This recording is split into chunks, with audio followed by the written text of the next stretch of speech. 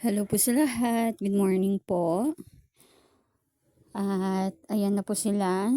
Napat ko na po at sorry hindi ko na napakita. Ayan na po. May 3 inches tayo dito. Ayan. Yung mga gymno po old ko to na natanim. Kinuha ko lang kasi gagamitin ko yung pot nila. Ito yung maliliit. Kaya transfer ko sila sa malaki na pot. At ayan na sila. Ayan. Yung soil po natin is rice hull. May carbonized rice hull. At topsoil.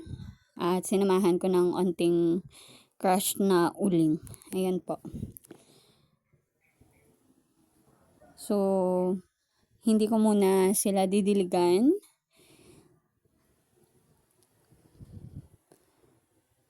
Ayan po yung trongkata. Ito po yung zebra na grayish. At may silk var ng green. Hindi ko po sila didiligan until 2 days. Tapos didiligan ko na lang sila. Pag nakalipas na yung 2 days, ayan. Ito si Coppery. Ayun sa World of Succulents, Coppery nga siya. Nasanay kasi ako na yung Coppery, di ba? Puti. Bilog. Ano bang puti? Bilog po siya. So, eto may propa tayo ng twirl. Leaf propa po yun. Ayan. So, pag laki-laki nitong mga is, ipapropa ko na rin yung leaves. Ayan. Yung may mga kalat dito, may fungicide dyan, may insecticide. Dito nakalagay yung yung old pots ko. Yung mga natira. At ito, ipapakita ko. Yung lagayan ko noon is nasira na. Kaya dito ko na lang sila nilagay. Yung mga natira natin is ito.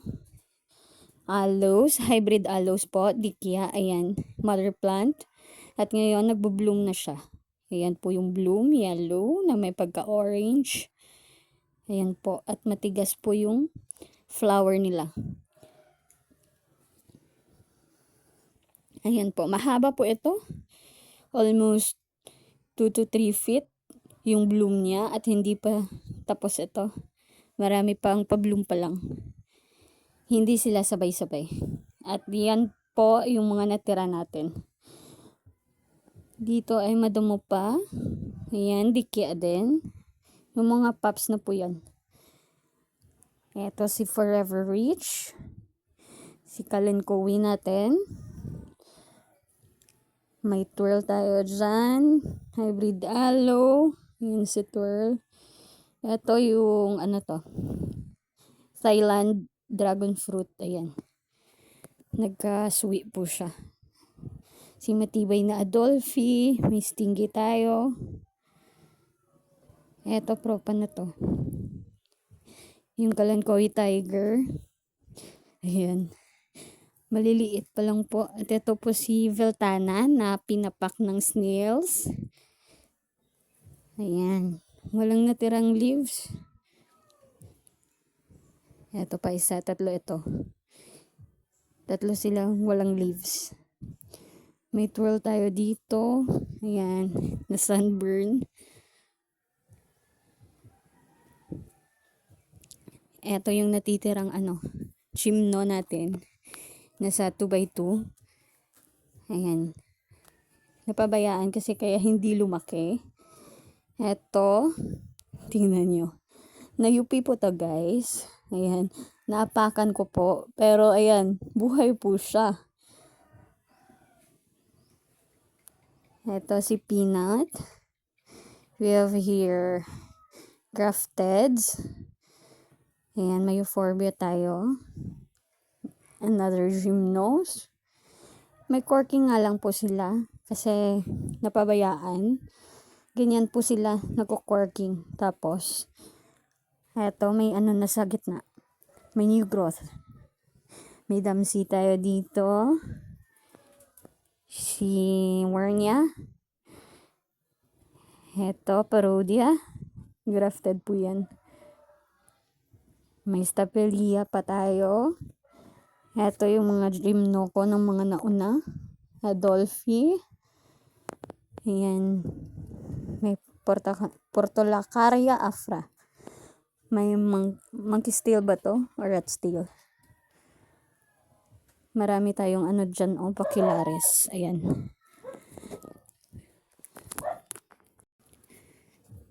Ayan, may mga Bacularis tayo na mga pinutol ko kaya tinanim ko dun sa kabilang pot. Ito na lang yung natira ng Kalanchoe pink butterfly or Kalancho.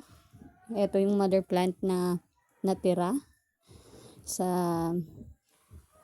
shadelet. Ayan.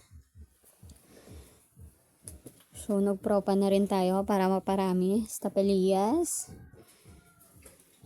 May chicken feet tayo. Ayan. Meron pa tayo dito sa kabila. At ito. Ito, pa 3 years na to. Hindi lang ito one stem. Marami po to. Ayan sa dulo. Nagkakaroon na rin siya ng growth. Sa puno po sa isang pod niya is ito marami. Mga 9 po. Ayan.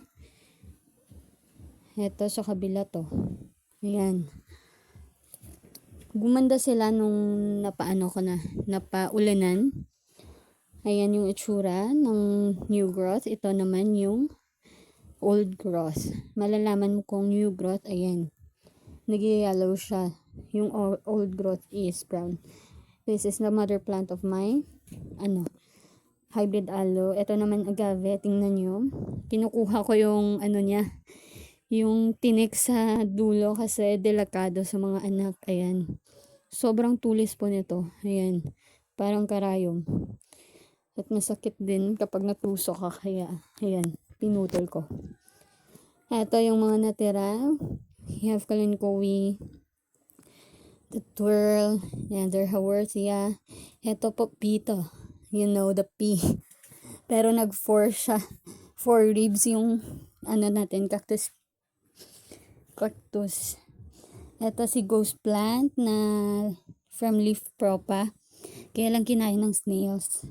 Kaya nag-spray na rin ako ng insecticide. Okay na ngayon, wala ng snails. Super liit lang nito, kinain pa. We have here Kalanchoe. Ito, siya. Yung top cut ko. Ewan ko lang kung mabubuhay yung niya. Yung bottom part. At nag-leaf propa na rin ako. Ayun, nasagi natin si Marpin, pretty in pink. Ito walang dahon kasi prenopa ko. Papakita ko mamaya. Ito yung natira nating zebra. Tingnan nyo, payat ng leaves. Pero ngayon nakaka-recover na. Ito yung mother plant. Hindi ko yung ID. Ayan. At ito yung natira nating astro na grafted. At ito po lumaki na. Munggo size lang to nung nag-graft ko. Ito yan po. V-type po ito. And nakalimutan ko yung ID. Basta V-type. Ito si variegated zebra. Ayan po. Sobrang liit. Buti nga may natira pa. Ayan. Feltana. Ayan. Leaf propa yan. Ito din another Marpin. Yung Adolphi natin. Ayan. Ito si basta parang parang ghosty yung itsura. Tinapkat ko at hindi nakasurvive yung top cut. Yung bottom na lang natira. Ito si Firestorm. Ewan ko ba nung nangyari dito. Nalagas po siya siguro na ng sobrang init. Ito yung matibay na Adolphi. So, ayun lang po. Yung mga natitira, may mga upuntia tayo dyan. May euphorbia. Ayan. At ito, yung mga natin, Bacularis na walang top kasi pinutol ko. Yan, Euphorbia. Hindi ko alam anong ID. May natira tayong Adolphi. Kalanchoe. Dito na galing yung Veltana. Kinuha ko na lang. Ayan. So, yan na lang yung natitira dito sa garden. At dito pa tayo sa propa. Ayan. Ito po yung mga marpin natin na prinopa ko para dumami. Sobrang liliit po. Hindi pa abot ng 1 inch yung mga dahon. Kita nyo naman kanina. Pero ayan. Madami na. Buhay na po. Almost 90% ng leaf propa nito ay buhay. Kaya lang tinabunan ko ng rice hull. Kasi sobrang tigas ng lupa dyan. Topsoil lang kasi nilagay ko. So, ayan sila sa dulo. May ghost plant tayo. Dito naman yung kanina na parang ghost din. Ayan, hindi ko alam yung ID. May mga ano dito. Adolphi. Ayan, buhay na sila. At dito is Veltana. Isa lang yung nabuhay. Pero okay lang yan. Marami pa namang leaves. Ayan. So, ayun lang po muna. Update natin. Hopefully na mabuhay itong mga leaf propa natin.